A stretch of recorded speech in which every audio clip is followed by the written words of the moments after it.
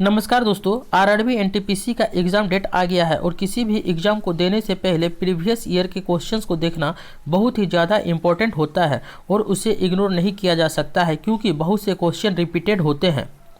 आप देख रहे हैं MR स्टडी पॉइंट, जहां आपको मिलती है एग्ज़ाम ओरिएंटेड तैयारी, वो भी कम समय में। यह सीरीज़ आरआरबी एनटीपीसी के क्वेश्चन से रिलेटेड है जो आरआरबी एनटीपीसी के CBT 1 के शिफ्ट 1 और 2 में पूछे गए हैं। इस वीडियो में हम बायोलॉजी के चैप्टर को देखेंगे। कोशिका सिद्धांत, संरचना, कार्य, cell theories, structure and functions. पहला, जंतु कोशिका यानी कि एनिमल सेल। 27 नंबर, निम्न में से किसे कोशिका का पावर हाउस कहा जाता है? A माइटोकॉन्ड्रिया, B लाल रक्त कणिकाएं, C श्वेत रक्त कणिकाएं, D प्लाज्मा झिल्ली। इसका आंसर ऑप्शन ए माइटोकॉन्ड्रिया। सभी रासायनिक क्रियाओं को करने के लिए माइटोकॉन्ड्रिया ATP के रूप में ऊर्जा प्रदान करती है, इसलिए इन्हें कोशिका का बिजली घर यानी कि पावर हाउस भी कहते हैं। इसकी खोज 1857 में अल्बर्ट वान कोलिकर ने की थी। 28, यूकेरियोटिक कोशिकाओं के निम्न में से किस कोशिकांग को आत्मघाती थैली भी कहा जाता है? A माइटोकॉन्ड्रिया, B गोल्जिकाय, C क्लोरोप्लास्ट, D लाइसोसोम। इसका answer option D lysosome. Lysosome यह एक झिल्ली आबंद कोशिकांग है जिसमें प्रचुर मात्रा में अम्लीय हाइड्रोलेजेस एंजाइम पाए जाते हैं जो सभी प्रकार के जैविक बहुलक यानी कि कार्बोहाइड्रेट, प्रोटीन, लिपिड और न्यूक्लिक अम्लों का पाचन करता है। यह प्रोकैरियोटिक कोशिका और परिपक्व RBC को छोड़कर अन्य सभी कोशिकाओं में पाया जाता है। अंतःप्रद्रव्य जालिका के द्वारा लाइसोसोम के एंजाइमों का निर्माण होता है और चारों ओर की झिल्ली का निर्माण गोल्जिकाय के द्वारा होता है। कोशिका के क्षतिग्रस्त या मृत हो जाने पर लाइसोसोम फट जाते हैं और मुक्त एंजाइम अपनी ही कोशिका को पचा देता है। इस कारण लाइसोसोम को कोशिका की आत्मघाती थैली कहते हैं। 29, रॉबर्ट हुक द्वारा कोशिका की खोज किस प्रकार की गई? A पेड़ के पत्तों का निरीक्षण करते हुए, B एक प्याज के छिलके का निरीक्षण करते हुए, C रक्त का निरीक्षण करते हुए, D कॉर्क का निरीक्षण करते हुए। इसका आंसर ऑप्शन डी कॉर्क का निरीक्षण करते हुए। कोशिका की खोज रॉबर्ट हुक द्वारा 1665 ईस्वी में किया गया था। इन्होंने कॉर्क के स्लाइस का सामान्य आवर्धक यंत्र की सहायता से अध्ययन किया। कॉर्क पेड़ की छाल का एक भाग है। उन्होंने कॉर्क की पतली स्लाइस ली और उसका सूक्ष्मदर्शी की सहायता से अध्ययन किया। उन्होंने कॉर्क की स्लाइस में अनेक कोष्ठयुक्त अथवा विभाजित बक्से देखे। बक्से मधुमक्खी के छत्ते के समान दिखाई दिए। 30, केंद्रक और कोशिका झिल्ली के बीच मौजूद जेली जैसे पदार्थ को क्या कहा जाता है? A कर्णीय, B कोशिका द्रव्य, C उल्ब, D फुसफुसिया। इसका आंसर B कोशिका द्रव्य। कोशिका जीवों की आधारभूत संरचनात्मक एवं कार्यात्मक इकाई होती है। यह एक विशिष्ट पारगम्य कला से घिरी रहती है तथा प्रायः इसमें स्वजनन की क्षमता होती है। कोशिका की संरचना कोशिका झिल्ली, कोशिका द्रव्य तथा केंद्रक से मिलकर होती है जिन्हें कोशिकांग कहते हैं। कोशिका द्रव्य यानी कि साइटोप्लाज्म एक जेली जैसा पदार्थ होता है जो कोशिका झिल्ली एवं केंद्रक के बीच पाया जाता है। कोशिका द्रव्य में अनेक कार्बनिक तथा अकार्बनिक पदार्थ होते हैं। कोशिका के अन्य संघटक अथवा कोशिकांग कोशिका द्रव्य में ही पाए जाते हैं। 31, पानी की कमी के कारण कोशिका के संकुचित होकर कोशिका भित्ति से अलग होने की प्रक्रिया को क्या कहा जाता है? A डिप्लाज्मोलिसिस, B साइटोलिसिस, C प्रकाश संश्लेषण, D प्लाज्मोलिसिस। इसका आंसर ऑप्शन डी प्लाज्मोलिसिस। पानी की कमी के कारण कोशिका के संकुचित होकर कोशिका भित्ति से अलग होने की प्रक्रिया को प्लाज्मोलिसिस यानी कि जीव द्रव्य कुंचन कहते हैं। 32, डैश को कोशिका के पावर हाउस के रूप में जाना जाता है? A कोशिका द्रव्य, B माइटोकॉन्ड्रिया, C केंद्रक, डी अंतःपरद्रव्य जालिका। इसका आंसर ऑप्शन बी माइटोकॉन्ड्रिया। ऊर्जा युक्त कार्बनिक पदार्थों का ऑक्सीकरण माइटोकॉन्ड्रिया में होता है, जिससे काफ़ी मात्रा में ऊर्जा प्राप्त होती है। इसलिए माइटोकॉन्ड्रिया को कोशिका का पावर हाउस यानी कि पावर हाउस ऑफ सेल कहते हैं। यह ऊर्जा एडिनोसिस ट्राइफॉस्फेट यानी कि एटीपी के रूप में होती है तथा इसका निर्माण एडीपी एवं अकार्बनिक फास्फेट के संयोग से होता है। इसे कोशिका का श्वसन स्थल भी कहते हैं। जीवाणु एवं नीलहरित शैवाल को छोड़कर सभी सजीव पादप एवं जंतु कोशिकाओं में माइटोकॉन्ड्रिया पाया जाता है। 33 कोशिका का वह बाह्यतम आवरण कौन सा है जो कोशिका के अवयवों को उसके बाह्य वातावरण से अलग करता है? ए प्लाज्मा झिल्ली, बी कोशिकांग, सी स्नायु कोशिका, डी चिकनी पेशी कोशिका। इसका आंसर ऑप्शन ए प्लाज्मा झिल्ली। कोशिका के सबसे बाहर चारों ओर एक बहुत पतली, मुलायम और लचीली झिल्ली होती है, जिसे कोशिका झिल्ली या प्लाज्मा मेम्ब्रेन या प्लाज्मा झिल्ली कहते हैं। यह झिल्ली जीवित एवं अर्धपारगम्य होती है। यह कोशिका के अवयवों को उसके बाह्य वातावरण से अलग करती है। कोशिका झिल्ली लिपिड और प्रोटीन की बनी होती है। यह भिन्न भिन्न प्रकार के अणुओं को बाहर निकालने एवं अंदर आने में नियंत्रण करती है। यहाँ इम्पोर्टेंट एक चीज़ है, कोशिका झिल्ली लिपिड और प्रोटीन की बनी होती है। 34 इक्वेटोरियल प्लेट पर कोशिका के केंद्र में गुणसूत्रों का संरेखन माइटोसिस के किस चरण का गठन करता है? A telophase, B prophase, C metaphase, D anaphase. इसका answer option C metaphase. Metaphase के दौरान गुणसूत्र इक्वेटोरियल प्लेट पर कोशिका के केंद्र में संरेखित होते हैं और धुरी के तंतु गुणसूत्रों के सेंट्रोमियर से जुड़ जाते हैं। उल्लेखनीय है कि मेटाफेज समसूत्री विभाजन का द्वितीय चरण है। इस चरण में सेंट्रोमियर विभाजित होता है और अलग किए गए क्रोमेटिड स्वतंत्र संतति गुणसूत्र बन जाते हैं। 35 स्वतंत्र अस्तित्व के सक्षम जीव की सबसे छोटी इकाई क्या होती है? ए कोशिका, बी कोशिका द्रव्य, सी रिक्तियाँ, डी जीव द्रव्य। इसका आंसर ऑप्शन ए कोशिका। स्वतंत्र अस्तित्व के सक्षम जीव की सबसे छोटी इकाई कोशिका होती है। इसे जीवन की मूलभूत इकाई के नाम से भी जाना जाता है। मनुष्य तथा अन्य जीव जंतु और पेड़ पौधों का निर्माण कोशिका से ही हुआ है। बिना कोशिका से किसी भी जीव का जीवन संभव नहीं है। अमीबा से लेकर सभी विशालकाय प्राणियों में कोशिका पाई जाती है। 36 पुटिकाओं यानी कि व्हीकल्स में प्रोटीन और लिपिड के परिवहन, संशोधन और पैकेजिंग के लिए निम्नलिखित में से कौन सा कोशिकांग उत्तरदायी है? ए खुरदरी अंतःपरद्रव्य जालिका, बी चिकनी अंतःपरद्रव्य जालिका, सी राइबोसोम, डी गोल्जिका। इसका आंसर ऑप्शन डी गोल्जिका। पुटिकाओं में प्रोटीन और लिपिड के परिवहन, संशोधन और पैकेजिंग के लिए गोल्जिका नामक कोशिकांग उत्तरदायी होता है। यह कोशिका के अंदर स्रावित पदार्थों के संग्रह व परिवहन में सहायक है। 37 निम्न में से कौन सी झिल्ली संयोजित थैली पाचक एंजाइमों से भरी होती है? ए गोल्जिका, B mitochondria, C lysosome, D रसधानी। इसका answer option C lysosome. Lysosome की खोज डी ड्यूब नामक वैज्ञानिक ने 1955 में की थी।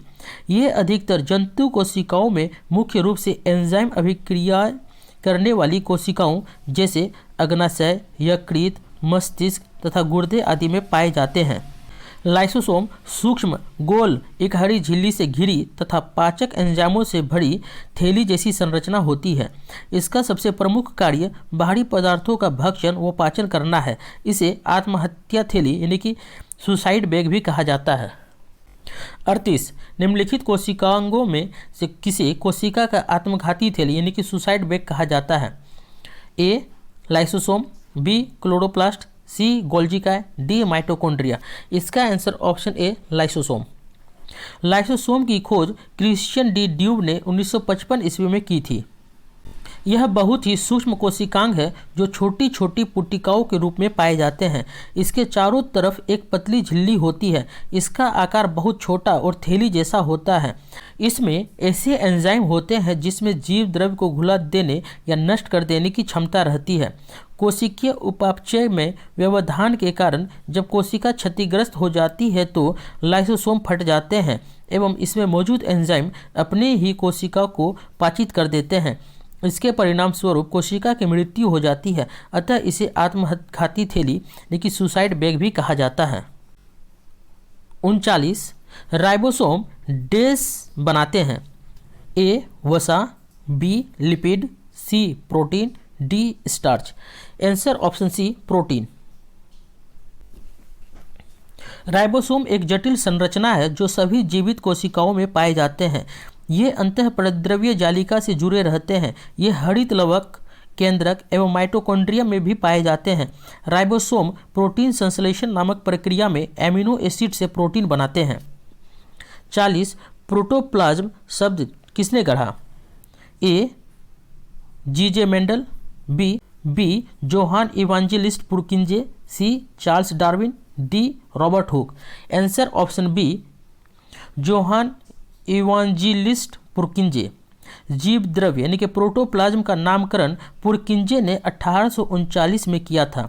यह एक तरल, गाढ़ा, रंगहीन, पारदर्शी, लसलसा, वजन युक्त पदार्थ है। जीव की सारी जैविक क्रियाएं इसी के द्वारा संपन्न होती है। इसलिए जीव द्रव्य को जीवन का भौतिक आधार कहते हैं। 41 डेस कोशिका की एक प्रकार की अपशिष्ट निस्तारण प्रणाली है। वे किसी भी बाह्य सामग्री के साथ साथ खराब हो चुके कोशिकांगों को पचाकर कोशिका को साफ रखने में मदद करते हैं। A plastids, B lysosome, C mitochondria, D Golgi. इसका answer option B lysosome. Lysosome कोशिका की एक प्रकार की अपशिष्ट निस्तारण प्रणाली है। लाइसोसोम का मुख्य कार्य पाचन करना होता है। यह मृत कोशिकाओं के निष्कासन करता है और अपशिष्ट पदार्थों का निष्कासन करता है। लाइसोसोम यूकेरियोटिक कोशिकाओं में पाए जाते हैं। ये कोशिकांगों को पचाकर कोशिका को साफ रखने में मदद करते हैं एवं साथ ही साथ कोशिकांग को क्लांत भी करते हैं। 42 निम्नलिखित में से कौन सा कथन असत्य है? ए पादप कोशिकाओं में जंतु कोशिका की तुलना में छोटी रिक्तियां यानी कि वकल्स पाई जाती है। ये गलत है और बाकी सब सही है। पादप कोशिकाएं सामान्यतः जंतु कोशिकाएं से बड़ी होती है। सही है। जंतु कोशिकाओं में लवक नहीं पाए जाते हैं। ये भी सही है। पादप कोशिकाओं में कोशिका भित्तियां पाई जाती है जबकि जंतु कोशिकाओं में नहीं पाई जाती। ये भी सही है। पादप कोशिका, जंतु कोशिका। आकार में पादप कोशिका जंतु कोशिका से बड़ी होती है जबकि जंतु कोशिका प्रायः आकार में छोटी होती है। पादप कोशिका में सेलुलोज जैसे प्लाज्मा झिल्ली से बनी कोशिका भित्ति उपस्थित रहती है जबकि जंतु कोशिका में कोशिका भित्ति अनुपस्थित होती है। पादप कोशिका में रसधानी और रिक्तियाँ बड़ी होती है जबकि जंतु कोशिका में रसधानी यानी कि रिक्तियाँ यानी कि वॉकल्स बहुत छोटी और अस्थायी होती है। पादप कोशिका में लवक पाए जाते हैं जबकि जंतु कोशिका में लवक नहीं पाए जाते हैं। 43 इनमें से कौन सा तरल पदार्थ आंत से अवशोषित वसा को ग्रहण करता है और अतिरिक्त द्रव को अतिरिक्त कोशिकीय स्थान से वापस रक्त में ले जाता है? ए प्लेटलेट्स, बी कोशिकाएं, सी प्लाज्मा, डी लसिका। इसका आंसर ऑप्शन डी लसिका। लसिका एक रंगहीन द्रव्य है जो कोशिकाओं के चारों ओर एक पतली परत के रूप में विद्यमान रहती है। इस द्रव में विशिष्ट लिम्फोसाइट होते हैं जो शरीर की प्रतिरक्षा अनुक्रिया के लिए उत्तरदायी होती है। लसिका पोषक पदार्थ, हार्मोन आदि का संवहन करती है। यह आंत में उपस्थित लैक्टियल वसा को अवशोषित करती है और अतिरिक्त द्रव को अतिरिक्त कोशिकीय स्थान से वापस रक्त में ले जाती है। 44 शरीर में लगी चोट की मरम्मत के लिए किस प्रकार के सेल विभाजन का प्रयोग किया जाता है? ए केवल समसूत्रण, बी केवल अर्धसूत्री विभाजन, सी माइटोसिस और मियोसिस दोनों, डी ना समसूत्रण ना ही अर्धसूत्री विभाजन। इसका आंसर ऑप्शन ए केवल समसूत्रण। शरीर में लगी चोट की मरम्मत के लिए केवल समसूत्रण सेल विभाजन का प्रयोग किया जाता है। इसे परोक्ष कोशिका विभाजन भी कहते हैं। इस प्रकार की कोशिका विभाजन शरीर की कायिक कोशिकाओं में होता है। इस प्रकार के विभाजन में मातृ कोशिका विभाजित होकर दो समान नई संतति कोशिका बनाती है।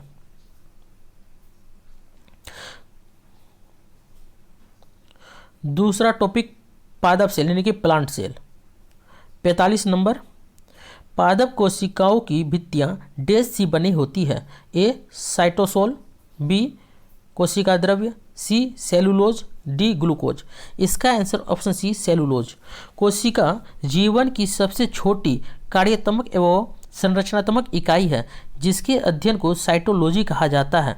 पादप व जंतुओं की कोशिकाओं की संरचना अलग अलग होती है जो पादपों को जंतुओं से भिन्न करती है। कोशिका भित्ति केवल पादप कोशिका में पाई जाती है जो सेलुलोज की बनी होती है। यह कोशिका की सुरक्षा के साथ साथ उसके निश्चित आकार व आकृति को बनाए रखने में सहायक है। यह कोशिका झिल्ली के बाहर पाई जाती है। 46 कौन सा कोशिकांग प्रकाश संश्लेषण के दौरान प्रकाश ऊर्जा का उपयोग करता है। ए गोल्जिकाय, बी माइटोकॉन्ड्रिया, सी राइबोसोम, डी हरित लवक। आंसर डी हरित लवक। हरित लवक प्रकाश संश्लेषण के दौरान प्रकाशिक ऊर्जा का रासायनिक ऊर्जा में बदलकर उपयोग करते हैं। इनका हरा रंग क्लोरोफिल के कारण होता है। हरित लवक एक प्रकार का कोशिकांग है जो पादप एवं शैवाल की कोशिकाओं में पाए जाते हैं। ये पौधों में भोजन निर्माण में सहायक होते हैं। इसी कारण हरित लवक को कोशिका का रसोई घर भी कहा जाता है। 47 क्लोरोफिल में निम्न में से कौन सा तत्व उपस्थित होता है। A aluminium, B calcium, C magnesium, D iron. Answer option C magnesium. Chlorophyll में मैग्नीशियम तत्व उपस्थित होता है। हरी पत्तियों में क्लोरोफिल एक हरे रंग का वर्णक पाया जाता है। क्लोरोफिल सूर्य के प्रकाश को अवशोषित करता है और ऊर्जा देता है। 48 निम्नलिखित में से क्या केवल पादप कोशिका में पाया जाता है। ए गोल्जिकाय, बी माइटोकॉन्ड्रिया, सी लवक, डी केंद्रक। इसका आंसर ऑप्शन सी लवक। लवक यानी कि प्लास्टिड केवल पादप कोशिकाओं में पाया जाता है। यह दोहरी झिल्ली से घिरी संरचना है जिसमें अपना डीएनए और तथा राइबोसोम होता है। यह 3 प्रकार का होता है। क्लोरोप्लास्ट, इसमें क्लोरोफिल यानी कि हरा वर्णक होता है जो प्रकाश संश्लेषण में सहायक होता है। बी क्रोमोप्लास्ट, यह रंगीन लवक है। इसमें जेंथोफिल और कैरोटीन यानी कि लाल नारंगी रंग में वर्णक होते हैं। मिर्च या टमाटर के हरे से लाल रंग में परिवर्तन क्लोरोप्लास्ट के क्रोमोप्लास्ट में परिवर्तन के कारण होता है। ल्यूकोप्लास्ट, ये रंगहीन प्लास्टिड होता है जो मुख्य रूप से एक पादप कोशिका में खाद्य पदार्थों को संग्रहित करता है। 49 निम्नलिखित में से कौन सा वर्णक फलों और सब्जियों के रंगों के निर्धारण के लिए जिम्मेदार है। A haemocyanin, B merocyanin, C indocyanin, D anthocyanin. Answer option D anthocyanin. फलों और सब्जियों के रंगों का निर्धारण एंथोसाइनिन वर्णक करता है। एंथोसाइनिन जामुन, प्याज, अनार, अंगूर, टमाटर, चोकोबेरी आदि में पाया जाता है, जबकि हीमोसाइनिन रक्त को नीला बनाता है जिसमें लौह के बजाय तांबा मौजूद होता है।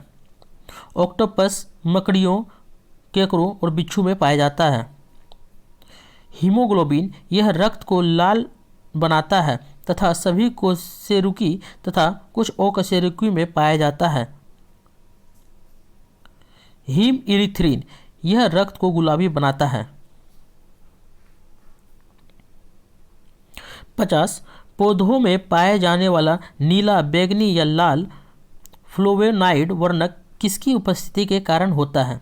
A carotene, B anthocyanin, C xanthophyll, D chlorophyll.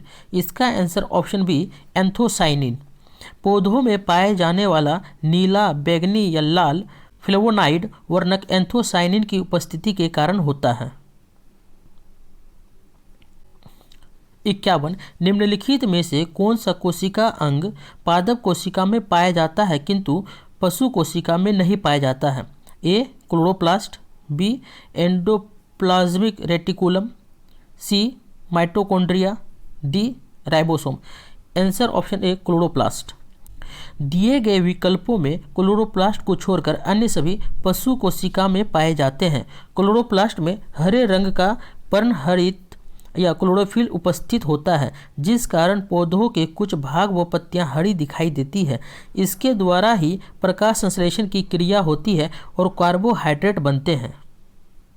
तो दोस्तों ये था आज का टॉपिक। अगर आपको समझ आया हो और हेल्पफुल लगा हो तो एक लाइक ज़रूर करिएगा। आपका एक लाइक हमें एक अच्छा कंटेंट बनाने के लिए मोटिवेट करता है। अगर आप नए हैं चैनल पर तो MR स्टडी पॉइंट को सब्सक्राइब करिए और बेल आइकन को दबाना ना भूलिए ताकि अगली वीडियो का नोटिफिकेशन तुरंत मिल जाए। अगर कोई भी डाउट हो तो आप नीचे कमेंट बॉक्स में मैसेज कर सकते हैं। और याद रखिए, मेहनत वही काम आती है जो लगातार की जाए। तो लगे रहिए, पढ़ते रहिए MR स्टडी पॉइंट के साथ। मिलते हैं नेक्स्ट वीडियो में नए टॉपिक के साथ। Keep learning and stay focused. धन्यवाद।